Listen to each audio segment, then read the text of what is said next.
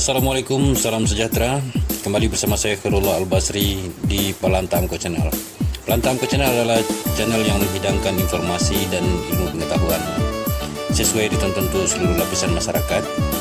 Dan bagi yang belum subscribe, silakan di subscribe atau dibagikan ke sosial media Anda, di like dan di komen. Tinggalkan jejak Anda dan kami akan singgah ke channel Anda. Sekian, terima kasih. Ada 3 orang putra terbaik Minangkabau yang mana namanya tidak begitu dikenal di Minang, namun ketiga putra Minang ini begitu populer dan namanya sangat dikenang di daerah Sulawesi.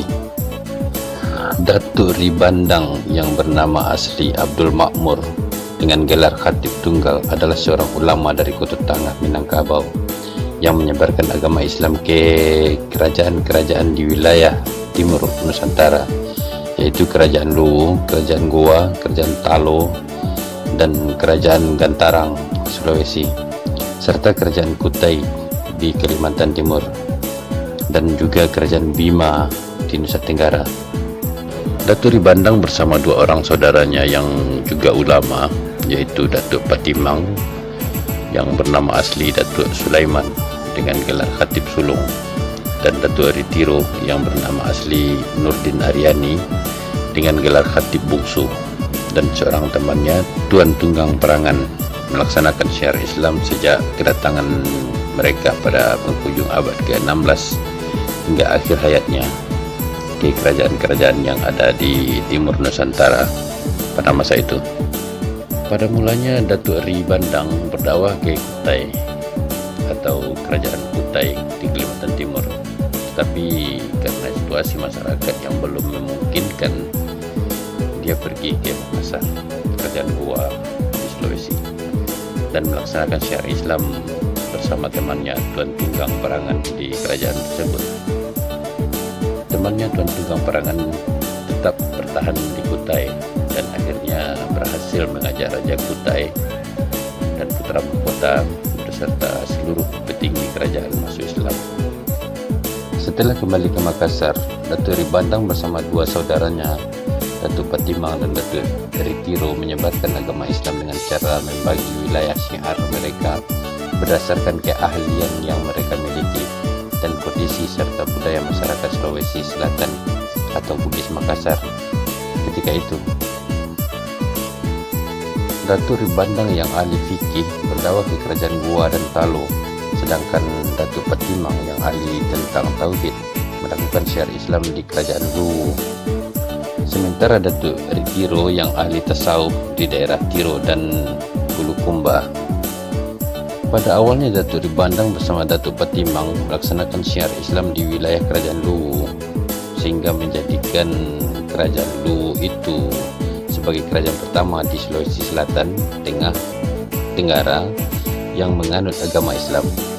Kerajaan Luwu merupakan kerajaan tertua di Sulawesi Selatan dan wilayah yang meliputi Luwu, Luwu Utara, Luwu Timur, Kota Palopo, Tanah Toraja, Kolaka, Sulawesi Tenggara hingga Poso, Sulawesi Tengah.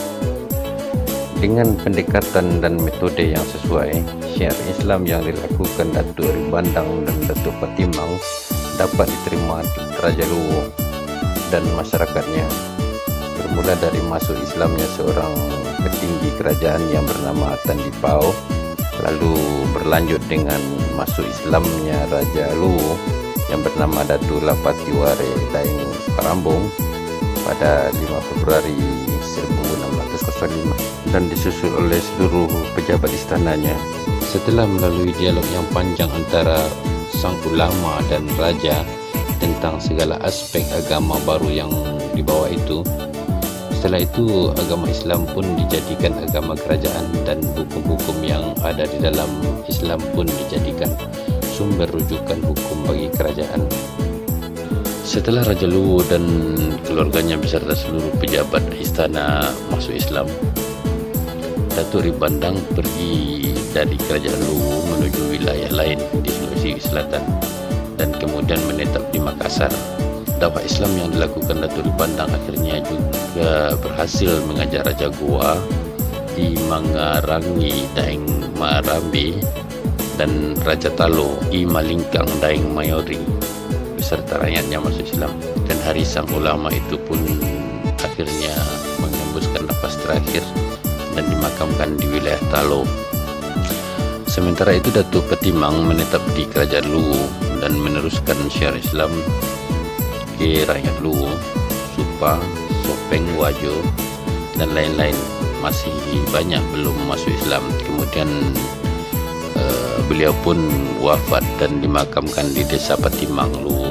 Sedangkan Datuk Ritiro melakukan syiar Islam di wilayah selatan, yaitu Tiro, Lukumba, Bantaeng, dan Tanete, yang masyarakatnya masih kuat memegang budaya sihir dan mantra-mantra. Datuk Ritiro yang kemudian berhasil mengajak Raja Karaeng Tiro masuk Islam, kemudian hari juga wafat dan dimakamkan di Tiro atau sekarang Ponto Tiro. Dalam catatan sejarah, ketiga-tiga putra Minang ini tidak ada seorang pun yang kembali ke Minangkabau. Mereka wafat dan dimakamkan di Sulawesi. Oke bro, terima kasih banyak telah menonton video ini dari awal sampai akhir. Saya Khairullah Al-Basri, mohon maaf jika bertemu kejanggalan dan kekurangan dalam saya menyampaikan info ini. Saya sudahi dengan wabillahi taufiq wal hidayah. Assalamualaikum warahmatullahi wabarakatuh.